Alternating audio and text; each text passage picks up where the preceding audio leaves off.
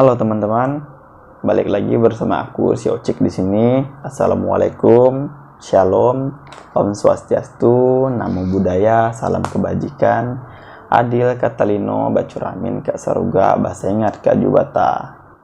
Di video kali ini aku akan coba untuk lanjutin Perang Teluk 2, di mana Perang Teluk 2 ini merupakan sequel atau lanjutan dari Perang Teluk yang pertama yang terjadi pada tahun 1980 hingga 88, dan Perang Teluk kedua ini terjadi pada tahun 1990. Langsung aja kita ke ceritanya.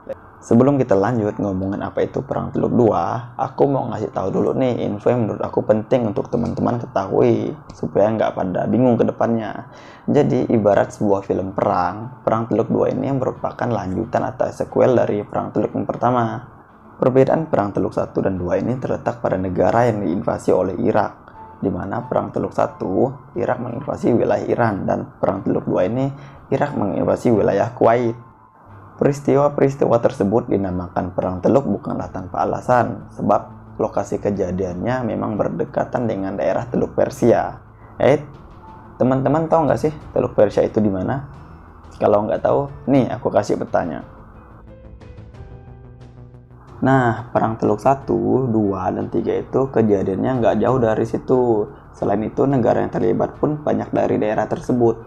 Sebut saja pada Perang Teluk pertama, Irak menginvasi Iran. Perang Teluk kedua, Irak menginvasi Kuwait, dan Perang Teluk ketiga, Irak diinvasi oleh Amerika Serikat. Terus, gimana latar belakang Perang Teluk 2? Nih aku kasih tahu ceritanya. Pasca Perang Teluk pertama melawan Iran, Irak berjanji akan berdamai dengan negara-negara di Teluk Persia, dan mereka juga berjanji akan berdamai dengan negara-negara tetangga.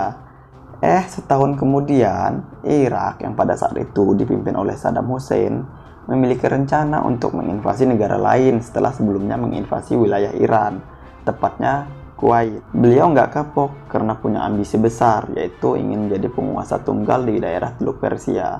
Akhirnya negara yang mereka pilih adalah Kuwait, negara yang berada di sebelah tenggara Irak. Pemilihan Kuwait menjadi negara yang akan mereka invasi memiliki banyak alasan. Yang pertama, Kuwait negaranya jauh lebih kecil.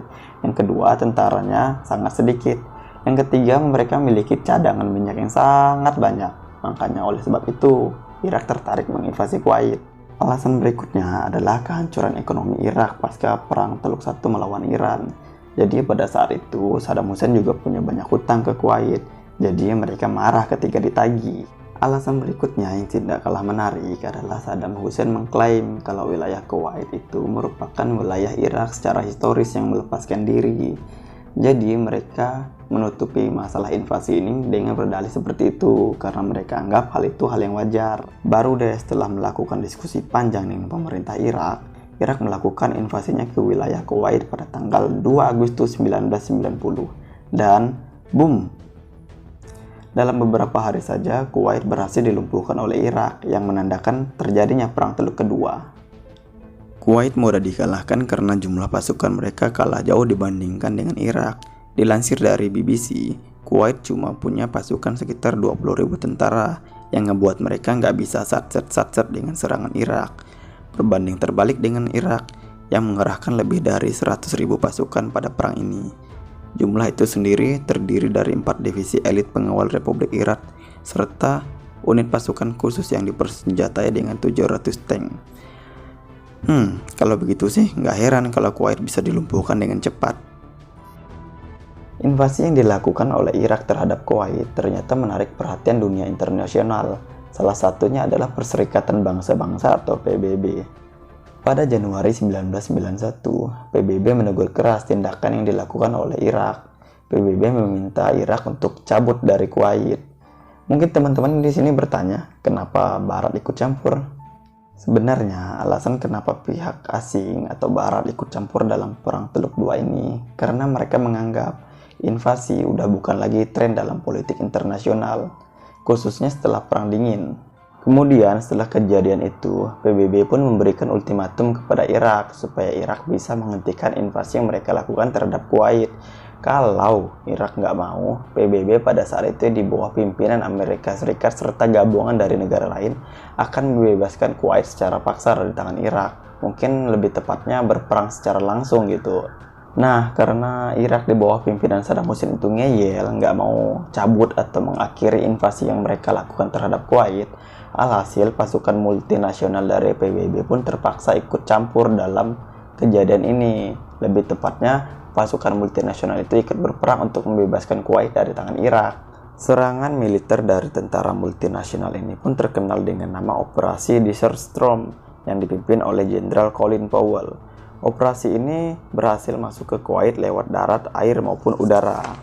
Melihat PBB ikut campur dalam perang kali ini, Saddam Hussein gak serta-merta menyerang mereka secara frontal. Menariknya, beliau malah menyerang negara-negara yang gak ikut perang sama sekali, yaitu Arab Saudi dengan Israel. Maka dari itu, Saddam Hussein menyerang mereka dengan harapan mendapatkan dukungan dari negara-negara Islam untuk mengusir Israel dari tanah Palestina, serta membasmi Arab Saudi yang diduga merupakan antek negara barat untuk melindungi Israel. Jadi bagaimana perang Teluk II ini berakhir? Dilihat makin ramai aja yang ikut perang. Jawabannya terjadi pada Februari 1991 saat segala usaha yang dilakukan oleh Irak berujung pada kegagalan. Hal itu dikarenakan Irak udah nggak bisa lagi bertahan lebih lama dari gempuran tentara multinasional yang dipersenjatai dengan senjata yang canggih-canggih. Alhasil, Irak pun harus menarik pasukannya dari Kuwait, dan dengan kejadian tersebut menandakan kalau berakhirnya Perang Teluk II. Tapi, mundurnya pasukan Irak dari Kuwait nggak membuat Saddam Hussein marah ataupun kecewa. Justru sebaliknya, beliau malah menganggap hal tersebut merupakan kemajuan karirnya sebagai tokoh politik, karena pada saat itu nama Saddam Hussein mulai diperhitungkan sebagai ancaman di daerah Timur Tengah. Dengan kejadian tersebut, berakhirlah Perang Teluk II. Perang Teluk II ini juga memiliki dampak yang sangat besar. Namanya juga perang, pasti banyak dampak yang merugikan daripada dampak yang menguntungkan. Dan dampaknya pun gak cuma ke satu aspek, banyak aspek lain yang kena. Contohnya saja ekonomi, politik, dan lain-lain. Terus, apa saja dampak dari Perang Teluk II ini? Sini, aku udah rangkum dampak-dampaknya. Dampak yang pertama yaitu korban jiwa. Melansir dari History, setidaknya ada 148 tentara Amerika Serikat yang tewas di pertempuran, ditambah 457 lainnya mengalami luka-luka. Selain itu, tentara-tentara dari negara lain yang tergabung dalam pasukan multinasional pun dikabarkan tewas sebanyak 100 orang ketika operasi Desert Storm. Terus gimana korban jiwa dari pihak Irak? Sebenarnya nggak ada data pasti terkait korban jiwa dari Irak, namun menurut History dapat diasumsikan jumlah yang terbunuh mencapai 25.000 jiwa, ditambah lebih dari 75.000 tentara mengalami luka-luka. Dampak lainnya juga adalah embargo oleh PBB untuk Irak, kehancuran ekonomi. Kalau dihitung-hitung, Irak merupakan negara yang dampak ekonomi yang paling parah. Kasian banget ya, padahal ekonominya udah hancur setelah Perang Teluk pertama. Kalau dihitung-hitung, Irak merupakan negara dengan dampak ekonomi yang paling parah. Udah hancur karena Perang Teluk pertama, ditambah lagi Perang Teluk II. Inilah dia, udah jatuh tertimpa tangga. Teman-teman juga harus tahu, bukan hanya Irak yang mengalami kerugian, tetapi Kuwait juga mengalami kerugian dari sisi ekonomi, di mana mereka kehilangan 300 dari 500 sumber minyak yang telah dibumi hanguskan oleh Irak pada Perang Teluk II ini. Pada tanggal 28 Februari 1991, pemerintah Amerika Serikat memerintahkan untuk menghentikan serangan yang menandai berakhirnya Perang Teluk II ini. Berakhirnya Perang Teluk II ini membawa dampak yang sangat besar bagi negara yang ada di Timur Tengah, terutama Irak yang terdampak langsung dengan perang ini. Atas kejadian itu juga, Irak dikucilkan dari taraf dunia internasional.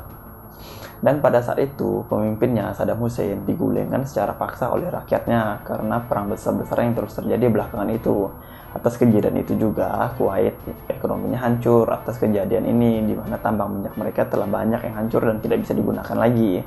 Itu hanya dampak-dampak yang terdata, masih banyak dampak yang tidak terdata yang kita tidak tahu kejadian aslinya yang terjadi pada perang itu, seperti hilangnya ratusan bahkan ribuan penduduk, tim militer yang tak tersisa yang menyebabkan pemberontakan terjadi di mana-mana. Belum lagi lingkungan sekitar yang ikut hancur karena perang ini terjadi lebih dari 1 tahun. Ada api, ada asap, hati-hatilah dalam bertindak, jangan biarkan ego dan perasaan berjalan terlebih dahulu.